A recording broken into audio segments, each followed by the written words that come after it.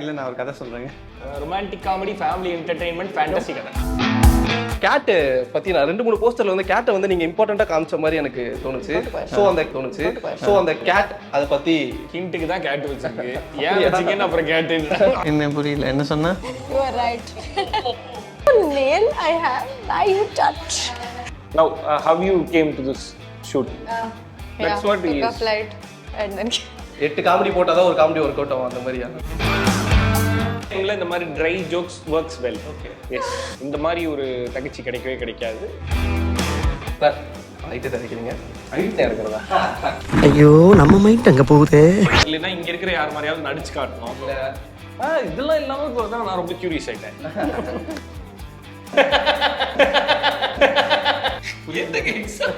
என்ன நடந்துச்சோ பாண்டிச்சேரியில ஒரு டிஸ்கஷன் தானா? டிஸ்கஷன் போய் இறங்கிட்டு என்ன நோ பண்ணிக்கிட்டு இருந்தாங்க. அவனை சொல்லி நிறுத்துங்களேன்டா. ஆமா, அதை வேற ஞாபகப்படுத்திட்டீங்க.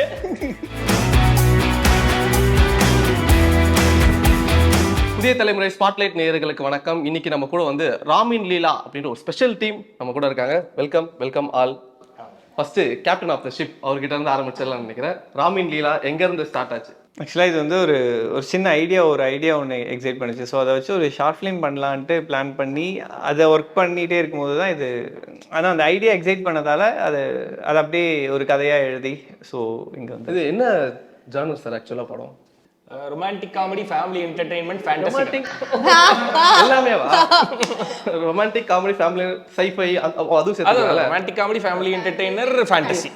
கேட்டு பத்தி நான் 2-3 போஸ்டர்ல வந்து கேட்டை வந்து நீங்க இம்பார்ட்டண்டா காமிச்ச மாதிரி எனக்கு தோணுச்சு. ஸோ அந்த கேட் அதை பத்தி சொல்லுங்க. கேட் வந்து நீங்கள் படம் பார்த்தீங்கன்னா அந்த கேட்டு ஆக்சுவலாக கேட்டை வச்சு ஒரு விஷயம் சொல்லுவாங்க நார்மலாக. ஸோ அந்த படத்தில் தெரியும் ஏன் கேட் இருக்கு.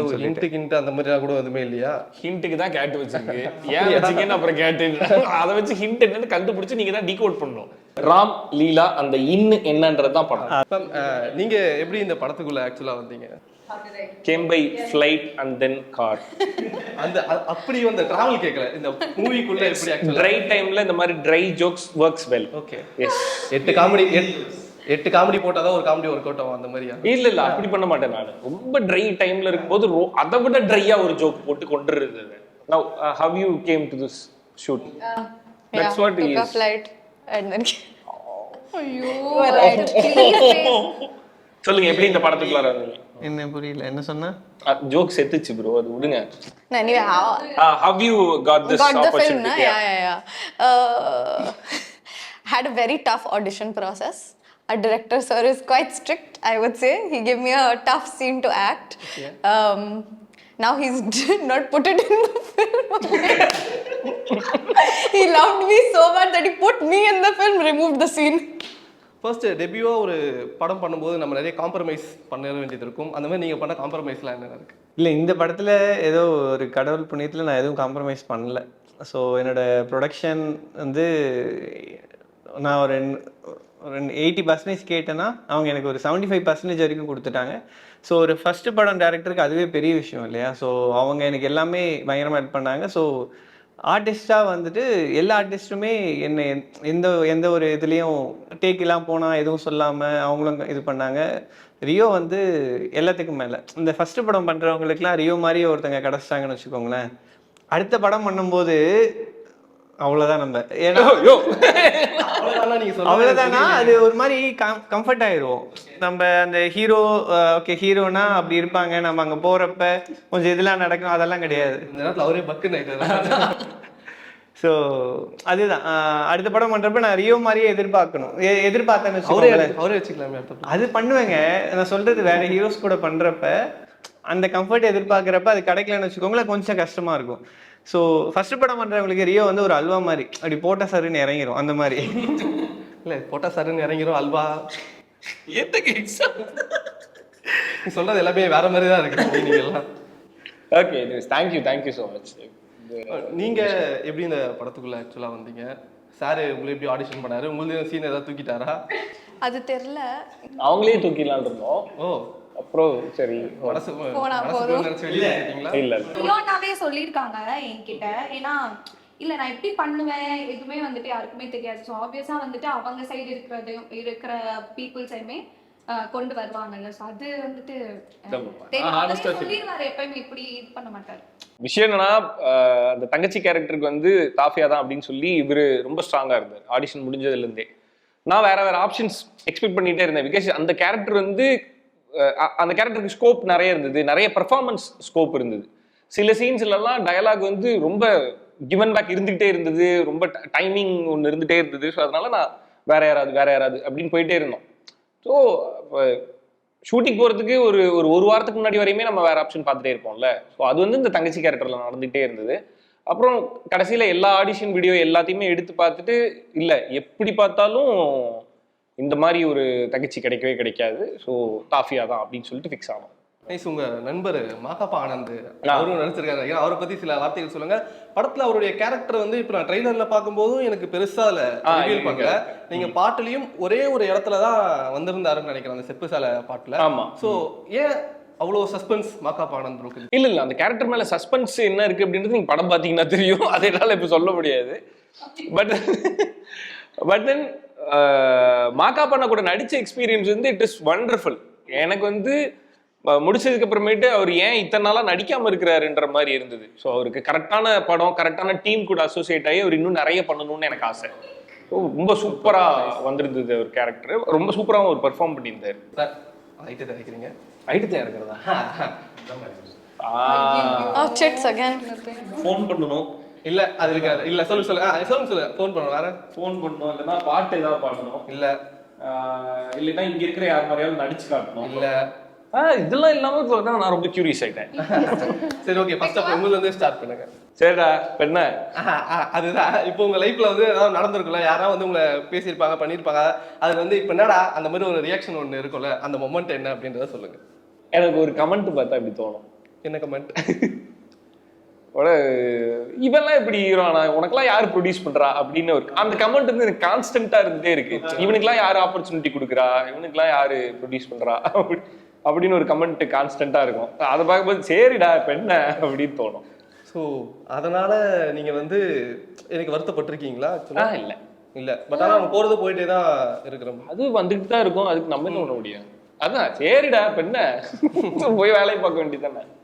ஒன்றும் இல்லை. அதான் இவனுக்கு எனக்கு அதுக்கு வந்து சம்டைம்ஸ் நம்ம ரொம்ப டவுன்ல இருப்போம்ல, நமக்கு வேற ஏதாவது நம்ம நினைச்ச ஒர்க் ஏதாவது கரெக்டா போகாது, நம்ம ஒரு டவுன் ஃபேஸ்ல இருக்கும்போது அந்த மாதிரி கமெண்ட்டை பார்க்கும்போது சும்மா ஒரு அப்படி ஒரு ஒரு ஒரு ஒரு கிளிம்ஸ் ஒன்று போயிட்டு வரும். இல்லை கஷ்டமாலாம் இருக்காது, ஒரு கிளிம்ஸ் ஒன்று போயிட்டு வரும். அப்படின்னா நான் எப்படி ஸ்டார்ட் பண்ணேன், நான் என்னெல்லாம் பண்ணேன், என்னெல்லாம் பண்ணியிருக்கேன்னு எனக்கு தெரியும்ல, அதெல்லாம் சும்மா அப்படி ஒன்று போயிட்டு வரும். போயிட்டு வரும்போது திரும்ப அந்த கமெண்ட்டை பார்க்கும்போது சரி ஏதோ கோவத்தில் போடுறான் ஓகே அப்படின்னு தோணிட்டோம். இல்லை அது கான்ஸ்டன்டா வருதுன்னும் போது அது நம்மள அஃபெக்ட் பண்ணும்ல கண்டிப்பா. நான் அப்படியே மற்ற ஆக்ட்ரஸோட ப்ரொஃபைல், மற்ற ஆர்டிஸ்டோட ப்ரொஃபைல், நான் சொல்றது டாப்ல இருந்து புதுசா வர்றவங்க வரையும் எல்லாரோட ப்ரொஃபைல்லையும் போய் பாருங்க, எல்லாரோட ப்ரொஃபைல்லையும் அப்படி இருக்கு.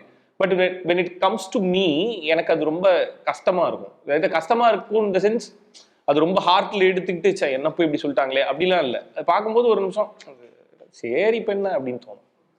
ஓகே ப்ரோ, ஒன்ஸ் நீங்கள் ஒரு டவுன்ஃபாலில் இல்லை ஒரு ரொம்ப லோவாக இருக்கும்போது நீங்கள் மோட்டிவேட்டாக நீங்கள் என்ன எடுத்துப்பீங்க? ஆக்சுவலாக நீங்கள் என்ன அதான் சொன்னேன்ல, அது ஒரு கிளிம்ஸ். நம்ம எப்படி ஆரம்பித்தோம் அப்படின்னு, எப்படி ஆரம்பித்தோன்னு ஒன்று இருக்கும், எங்கேருந்து ஆரம்பித்தோன்னு ஒன்று இருக்கும், அதை விட ரொம்ப முக்கியம் எதுக்காகன்னு ஒன்று இருக்கும். ஸோ இது மூணும் ஞாபகம் இருக்கணும். எவ்வளோ பெருசாக போனாலும் சரி, எவ்வளோ கீழே போனாலும் சரி, இது ஞாபகம் இருந்தது அப்படின்னா நம்ம ஸ்டாப் ஆக மாட்டோம். கிச்சானாலே இழிச்சுவேன் ப்ரோ. அந்த மாதிரி மொமெண்ட் உங்கள் லைஃப்பில் இல்லை, நீங்கள் வந்து என்னடா எல்லாரும் இப்படியே பண்ணிட்டு இருக்கீங்க, அப்போ கிச்சானாலே இழிச்ச வாங்கினாடா அந்த மாதிரி எதனா நடந்திருக்கா? இல்லை யோசிச்சு சொல்லுங்க. கிச்சானாலே இழிச்சு வாங்கினால அப்படின்னு உங்களுக்கு எப்போ தோணியிருக்கு மிஸ்டர் ராம்? அவர் மைண்டில் நிறைய ஓடுதுன்னு நினைக்கிறேன், எதை பிக் பண்ணலாம் அப்படின்ட்டு. நான் சொல்லவா, டிஸ்கஷனுக்கு பாண்டிச்சேரி போயிருக்கோம்ல என்ன நடந்துச்சு ப்ரோ பாண்டிச்சேரியில? வெறும் டிஸ்கஷன் தானா? டிஸ்கஷனுக்குன்னு கூப்பிட்டு போனாங்க. அது ஒரு 3 நாள் போனோம். டிஸ்கஷன் போய் இறங்கிட்டு என்னென்னோ பண்ணிக்கிட்டு இருந்தாங்க. என்னென்னமோனா விளையாடிட்டு இருந்தாங்க, கிரிக்கெட் விளையாடினாங்க. பாண்டிச்சேரி போய் விளையாடிட்டு இருந்தீங்க? ஆமா. சரி, நீ என்னெல்லாம் நினைக்கிறியோ அதுவும் தான். ஆனா ஒரு சீன் கூட டிஸ்கஸ் பண்ணல. ஒன்னும் கூடன்னு சொல்லக்கூடாது. என்ன சீன் பண்ணுறேன்?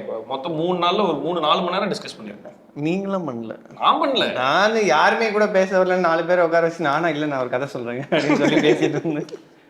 I didn't understand how. என்னது லைஃப் தொலைச்சிட்டியேடா. சொல்லு. அப்படினா என்னது? லைஃப் தொலைச்சிட்டியேடா. You lost your life. Production இல்ல, It is a very famous dialogue in Tamil. இது எப்படி லைஃப் என்னோட தொலைச்சிட்டியேடா. லைஃப்ல அப்படி ஏதாவது நடந்திருக்கும்னா? Oh, you lost your life. நீ ஏதோ தெரியாம போய் பெரிய தப்பு பண்ணிட்ட. ஆக்சுவலி நான் சொல்றேன். அது வந்துட்டு நான் வந்துட்டு ரொம்ப சும்மா ஃபன்னா அந்த மாதிரி ஜாலியா இருக்கிற பர்சன். பைத்தியம் மாதிரி. பைத்தியம் மாதிரி நிஜமாவே. அது ஒன்லி டு மை ரொம்ப ஆனஸ்டா இருக்காங்க. இல்ல இட் ஒன்லி நிஜமா ஒன்லி டு மை எனக்கு கம்ஃபர்டபுளா இருந்ததுன்னா அங்க வந்து நான் அப்படிதான் இருப்பேன். ரியோ எனக்கு நல்லா தெரியும், அதனால வந்துட்டு அப்படிதான் இருப்பேன். ஸோ அது என்ன பண்ணிப்பாங்கன்னா ஒரு மாதிரி முன்னாடி சொல்றேன், இங்க இல்ல முன்னாடி சொல்றேன், அது மாதிரி அட்வான்டேஜா எடுத்துப்பாங்க. இவ தானே, இவ எது சொன்னாலும் இப்படிதான் பண்ணுவா, அப்படி இருக்கும்போது நிறைய அதனால வந்துட்டு எனக்கு நிறைய பேட் மூமெண்ட்ஸ் நடந்திருக்கு, நிறைய விஷயம். ஆனால் எப்போ நான் அதை ரியலைஸ் பண்ணேன்னா இல்லை அதையுமே வந்துட்டு ஸ்பெஷலாக பார்க்குறாங்கன்னு ரியலைஸ் பண்ணது வந்துட்டு ராமன் லீலா வந்தக்கப்புறம் தான். பைத்தியம் லூஸ்லாம் யூஸ் பண்ணாதீங்க. வேற என்ன சொல்றது? இல்ல அது வந்து ஒரு நோய். ஸோ நம்ம படத்துல கூட அந்த ஒரு வார்த்தை கூட படத்துல நான் வைக்க மாட்டேன், அது வைக்க வேணாம்னு நினைக்கிறேன். எப்பயுமே அதை நான் அப்படி மென்ஷன் பண்ணல. அந்த இல்ல ப்ரோ, பைத்தியம் லூஸ் இல்ல, அது வந்து ஒருத்தனுக்கு நோய். அது வந்து ஒரு நோய் இருக்கிறவன நம்ம கிண்டல் பண்ணலாமான்னு நான் பண்ண மாட்டேன். ஸோ அதனால நான் படத்துலயே சொல்லுவேன், இங்க சொல்லும் போது கூட சரி வேணாமே அப்படின்னு யோசிச்சிருக்கேன். பட் இங்க நான் தாஃபியா யூஸ் பண்றது அந்த சென்ஸ்ல இல்ல, இது வேற சென்ஸ், பாசத்துல சொல்றேன். I can't figure out what to give. இப்ப அதுல வர்ற டயலாக உங்களுக்கு எக்ஸ்பிளைன் பண்ணனும். Boxing? I wish I could. பாக்ஸிங்னாலே எனக்கு நீதான் வாத்தியாரே. ஓஹோ.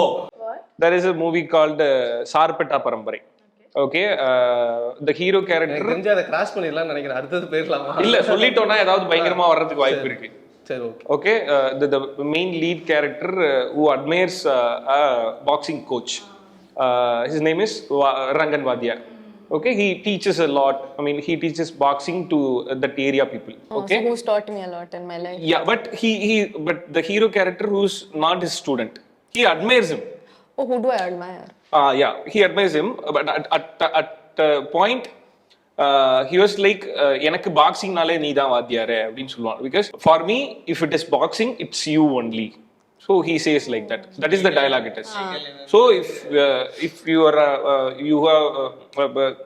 நீ யாருக்காவது ஸ்டூடெண்டா இருந்திருக்க வேணாம், ஜஸ்ட் டிஸ்டன்ஸ்ல இருந்து அட்மையர் பண்ணிருக்கலாம், இல்ல அவங்க கூட ஒர்க் பண்ணி அட்மையர் பண்ணிருக்கலாம். சோ அந்த மாதிரி இருக்கும்போது In the cinematic industry, yeah. who do I admire? whatever the industry, I mean, who do you admire anywhere, in cinema or any other industry, anything is fine. மீமிக்கே இவ்வளவு கஷ்டப்படுறீங்களே, படத்துல ரொம்ப கஷ்டப்பட்டிருப்பீங்க போலயே. Explain பண்றது. ஆமா, அத வேற ஞாபகப்படுத்திட்டீங்க. Tough job, no? Yeah. Explaining. எனக்கு பாக்ஸிங்னாலே நீ தான் Vathiyare. Who is you?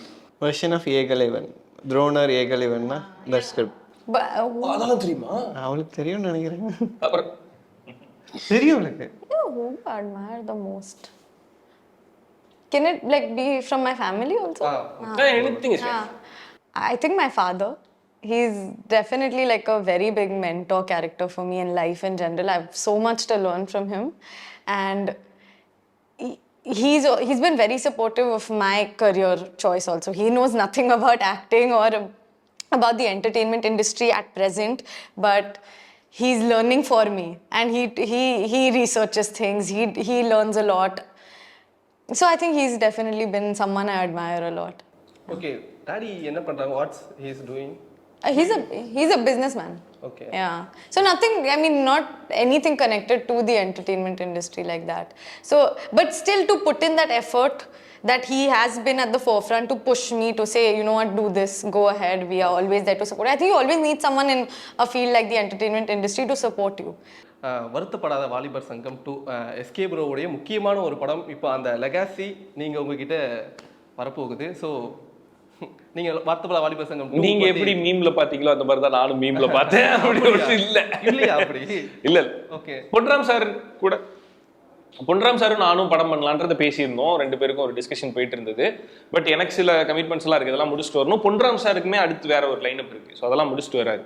But அந்த டிஸ்கஷன்லயோ இந்த ஃபாலோ அப்லயோ வருத்தப்படாத வாலிபர் சங்கம் 2 டாபிக் இல்லவே இல்லை. கிளியராவா? கிளியரா இருக்கு, நான் வெரி கிளியரா போட்டேன். ஜனநாயகன் ரிலீஸ் ஆயிடுச்சு, அதுவும் ஆனரபிள் சிஎம்னு சொல்லி வந்தது. அதை தாண்டி எண்ட் கிரெடிட்ஸ் வந்து எல்லாருக்குமே பார்க்கும்போது ஒரு எமோஷனான மூமெண்ட்டை வந்து கிரியேட் பண்ணுச்சு. ஸோ அதை பற்றி நீங்கள் பார்த்துருப்பீங்க. ஸோ நீங்கள் ஒரு ஃபேனா, ஒரு ஆங்கரா, ஸோ அதை பற்றி என்ன ஆக்டரா? எனக்கு பயங்கர எமோஷனலாக இருந்தது. என்னோட ஃப்ரெண்ட்ஸ் வந்து ரொம்ப எப்படி சொல்றது, பயங்கரமான ஃபேன்ஸ். என்னோட ஒய்ஃப் அண்ட் என்னோட ஃப்ரெண்ட்ஸ் நிறைய பேர். ஸோ அவங்களுக்கு ரொம்ப எமோஷ்னலாக இருந்தது. ஸோ நான் அந்த அன்னைக்கு ஷூட்டிங்கில் இருந்தேன். எல்லாரும் போய் படம் பார்க்கறதுக்கு நான் இங்கேருந்து கால் பண்ணி எல்லாருக்கும் டிக்கெட் போடுறது, அது பண்ணுறதுன்னு பண்ணிட்டு எல்லாரும் வந்ததுக்கப்புறம் ஃபோனில் பேசிட்டு, ஸோ அப்படி தான் அந்த டே எனக்கு போச்சு.